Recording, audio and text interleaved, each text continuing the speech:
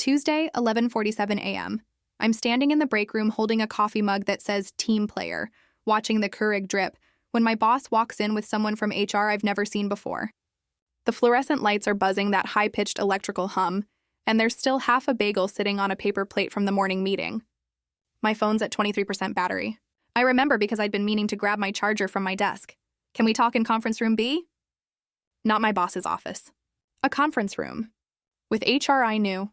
The coffee mug was still half empty when I set it on the counter. Didn't even get to finish it. Okay, backing up. I need to explain how I even got here because the firing, that's just where everything started. I'd been working at this digital marketing agency, let's call it Apex Media, for 3.5 years. Small company, maybe 20 employees total, but we punched above our weight. I was their senior account strategist, which basically meant I was the person who actually talked to clients, understood their needs, built campaigns, and then managed everything from concept to execution. Here's the thing about agency work that most people don't get. The company sells the service, but specific people do the work.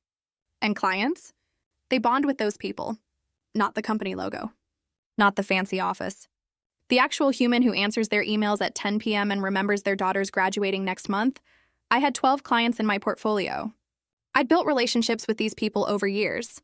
Coffee meetings, strategy calls, those awkward small talk moments before Zoom meetings actually start. I knew their businesses inside and out. My boss, Derek, mid-40s, wore expensive watches he'd mentioned casually, always talking about scaling and optimization. He'd been acting weird for maybe 6 weeks. Shorter in meetings.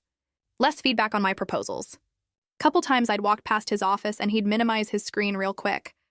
Looking back, I should have seen it. But you don't, right? You just think maybe he's stressed, maybe there's company stuff you don't know about. 3 weeks before the Tuesday, Derek hired someone new. Marcus. Executive consultant, which is code for we're not telling you what he actually does. Marcus spent a lot of time in Derek's office. Didn't talk to the rest of us much. Had this way of looking at people like he was calculating something. I mentioned it to Jenna, our copywriter, during lunch one Friday. We were at that Mediterranean place down the block, the one where they give you too much hummus. You notice anything weird about Marcus? I asked. She stabbed a cucumber. You mean besides the fact that he's clearly evaluating something and Derek won't tell us what? Yeah, besides that. No idea. But Amy in accounting said she saw him reviewing salary information. My stomach did this little flip. That's probably fine. Jenna raised an eyebrow. Didn't say anything. Didn't need to. So, Tuesday, conference room B. The HR person, I literally never got her name, sat down with a folder. Derek stayed standing near the door, not making eye contact. We're restructuring the account management division, she said. Flat corporate voice. Like she was reading from a script.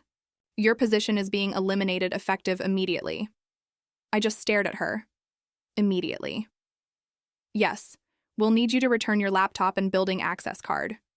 You'll receive 2 weeks severance and what about my clients? Derek finally spoke. The accounts will be redistributed. Redistributed to who? Marcus? Slight pause.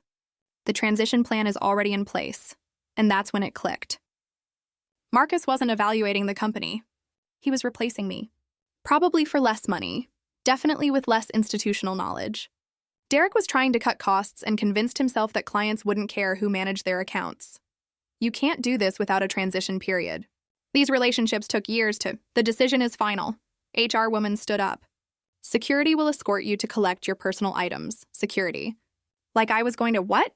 Steal office supplies? Set something on fire? My hands were shaking. That's what I remember most. Just my hands shaking while this security guard I'd said good morning to for 3 years watched me put my succulent plant and a framed photo into a cardboard box. The whole thing took 17 minutes. I know because I checked my phone when I got to my car, 12:04 p.m. Less than 20 minutes ago, I'd been getting coffee. I sat in my car in the parking lot for probably 20 minutes. Just sitting there, engine off, staring at the building. Then my phone started buzzing. Text from Jenna, what the fuck just happened? Everyone's freaking out. Are you okay? I called her. She picked up immediately, whispering, they walked you out with security. Oh my god, yeah, no warning? Nothing? 11:47 this morning I was making coffee. She exhaled hard. Derek just sent an email. Says Marcus is taking over your accounts and it's an exciting new chapter and we should support the transition. I want to throw my laptop. Who else knows? Everyone. It's a small office. We're all just sitting here pretending to work while Derek hides in his office. Here's what happened next, and honestly, I didn't plan this. It just sort of evolved. I went home, sat on my couch, opened my laptop, my personal laptop, and I started thinking about my clients. Specifically, I started thinking about the fact that I had every single one of their personal email addresses. Not because I'd stolen company data or planned some elaborate revenge, but because over 3 years, when you build actual relationships with people, you have their information.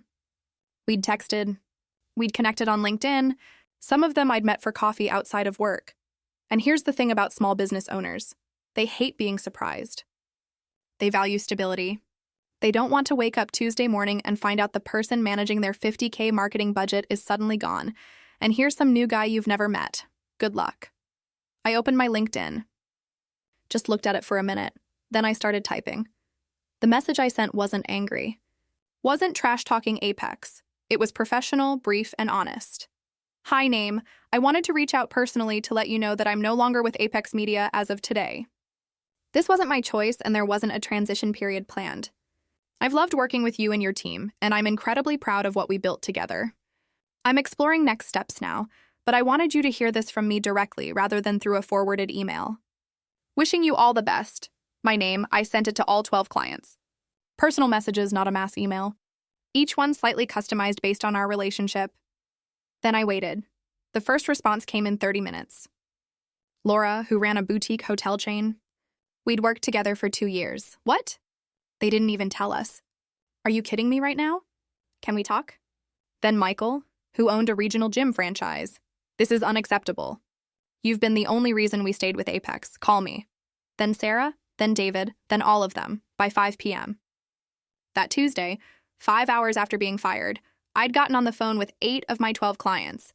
Every single conversation went basically the same way. They fired you without notice? Yes. And they didn't even tell us? Correct. Who's taking over our account? Someone named Marcus. He's been there 3 weeks. Long pause. What are you doing next? Here's what I didn't know at the time. Legally, I was completely clear. I hadn't signed a non-compete. I hadn't stolen client lists. I already had their information from legitimate work relationships. I wasn't under any contractual obligation to Apex anymore because they'd terminated me. But that Wednesday morning, I called a lawyer anyway. Employment attorney my cousin had recommended once. Paid for an hour consultation. Do I have any legal exposure here? I explained the situation. She actually laughed. No, they fired you without a contract, without a non-compete, and without any transition plan. You're golden. Clients can work with whoever they want. What if I started my own thing? Then you'd be self-employed. That's capitalism. I sat with that for about 2 days. Thursday, Friday, just thinking. By Friday afternoon, I'd made a decision. Saturday morning, I registered an LLC. Took 4 hours and $200. By Sunday evening, I had a basic website up. Nothing fancy. Single page, my services, contact form, testimonials from past clients at my previous agency. Monday, I sent a second message to all 12 clients. Following up from last week, I've launched my own consultancy. I'm not here to poach anyone or create drama, but if you're interested in continuing to work together, I'd love to discuss what that might look like. If you're happy with Apex's new arrangement, I completely understand and wish you the best. Either way, here's my new website. Link. By Monday night, 5 clients had reached out. By Wednesday, 7. By the following Monday, exactly 2 weeks after being fired, 9 of my 12 clients had terminated their contracts with Apex and signed with me. I found out about Derek's reaction through Jenna, who was texting me updates like she was reporting from behind enemy lines. He's losing his mind. Called an emergency meeting. Marcus looks like he's going to puke. 3 clients canceled in 1 day. Then, Derek just realized you didn't sign a non-compete. He's screaming at HR. Apparently that was supposed to happen during onboarding, but someone forgot. Then, he's threatening to sue you. Legal says he has no case. It's absolute chaos. I didn't respond to any of Derek's calls. He left 4 voicemails.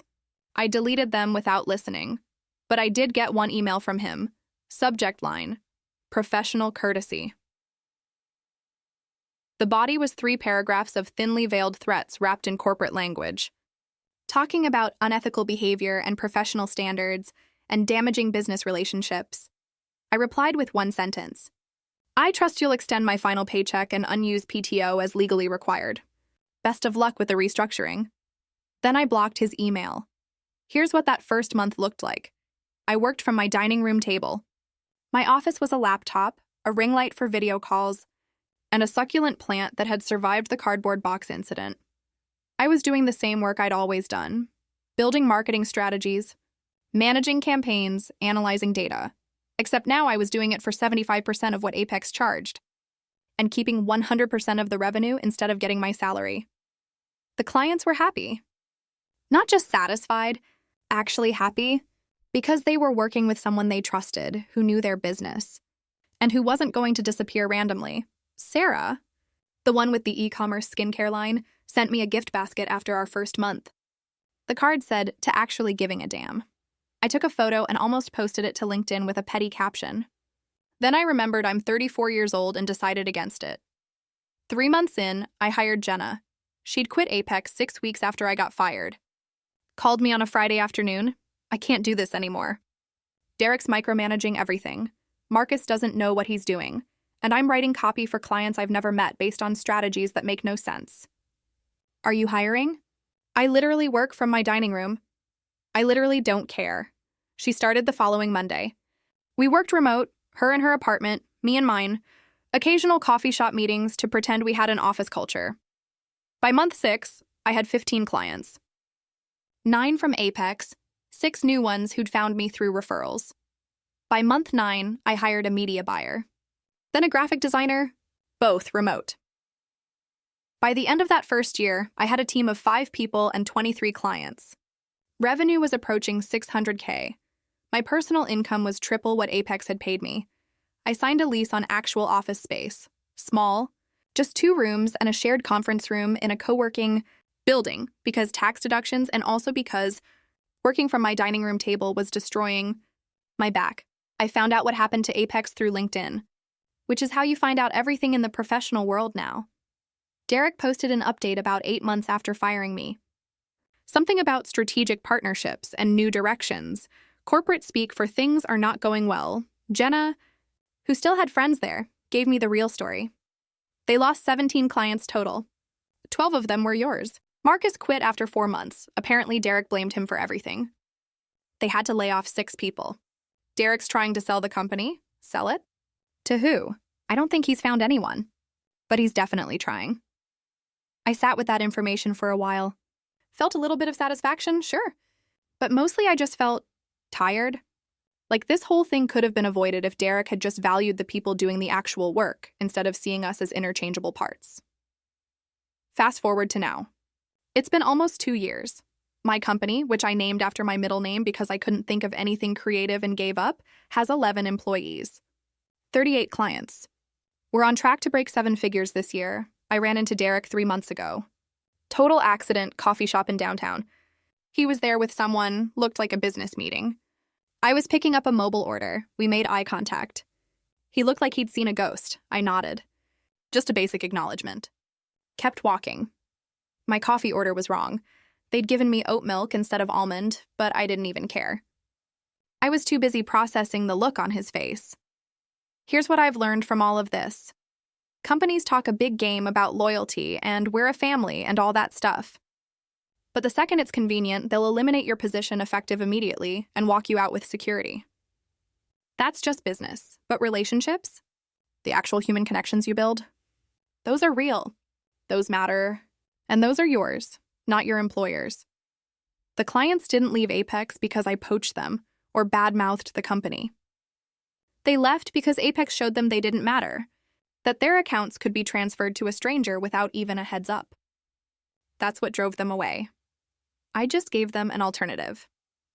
Do I feel bad about what happened to Derek's company? Honestly, no, not really. He made a choice to prioritize short-term cost savings over the relationships that built his business. He treated his employee, me, like a line item on a spreadsheet. And there were consequences. That's not revenge. That's just how it works when you forget that business is about people. Last month, one of my original clients, Laura, the boutique hotel one, sent me a referral. Her friend was looking for marketing help. We got on a call.